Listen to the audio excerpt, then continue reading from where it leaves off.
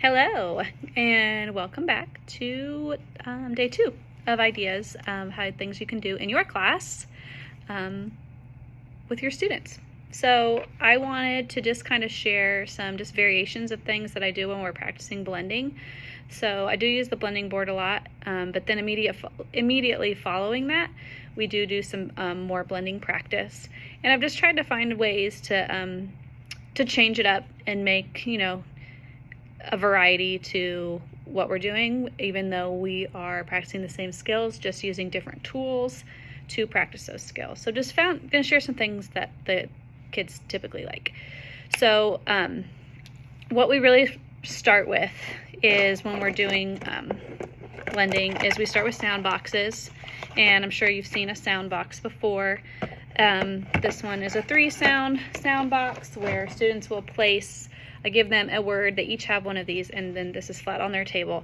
But I give them a word, they have a dry erase marker, eraser, and then they have some chips. And what they will do is they will write the sounds that they hear when they're finger spelling that word, which I'll talk about finger spelling on another day. But so if the word, I'll do something real simple to start out with. If the word was dog, and my dry erase markers are pathetic right now. Pitiful.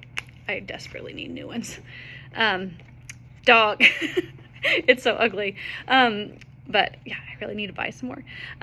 Dog. So they will write the word or the letter that makes the sound dog. And then together we place our chips on each sound and we would check it together. So they're green chip for the initial sound, medial sound, final sound, and then on their table they would push up each sound, d, ah, g, and then run their finger across the top, dog, and we would check it together. Then they would erase and do another word. Let's say that word is shut.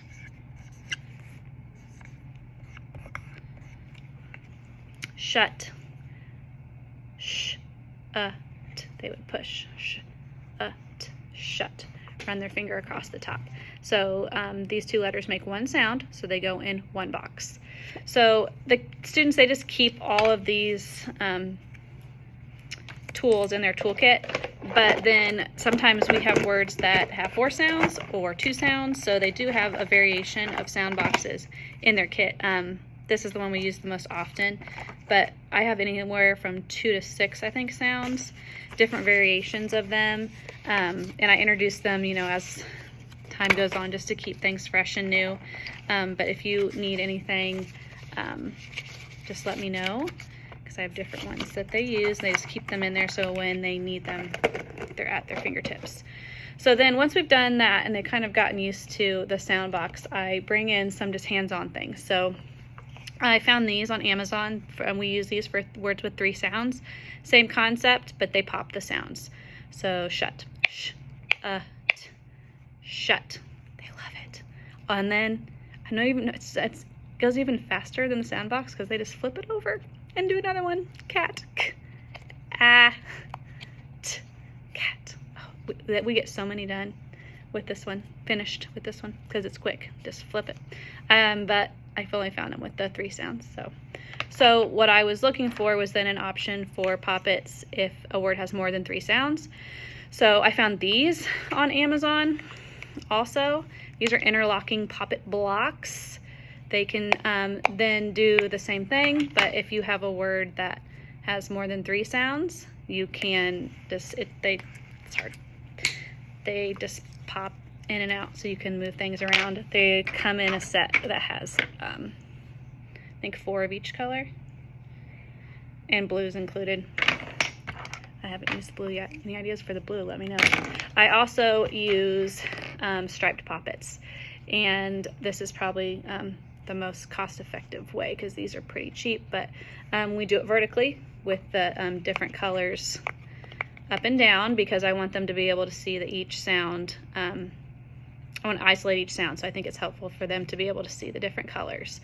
So they would pop shut, sh, t, shut, and then they would just move on to the next row. They were popped in the wrong direction, but We just keep going down the rows. I don't have it do it this way because I think it's harder for them to see the different sounds. We do use poppets in a different way when we pop on the same color. Talk about that another day. Quickly, I'm over 5 minutes. We use Play-Doh, balls of Play-Doh, and they push the sounds shut. They'd have 3 balls of Play-Doh, shut, and they just push the Play-Doh down.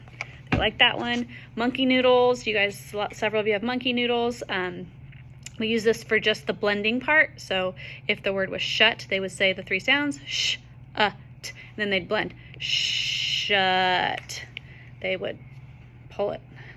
It's hard to do on the camera, but pull it from left to right, and I can't tell if it's left to right, but shut. And I'm trying to show you I'm stretching it, but stretching that out as we blend the words. And then lastly, because I'm over time, a couple of the sound boxes have the road on it. Lego plates, dollar store, write the sounds, cat, and then they blend cat. They love that one. Sorry, I went over.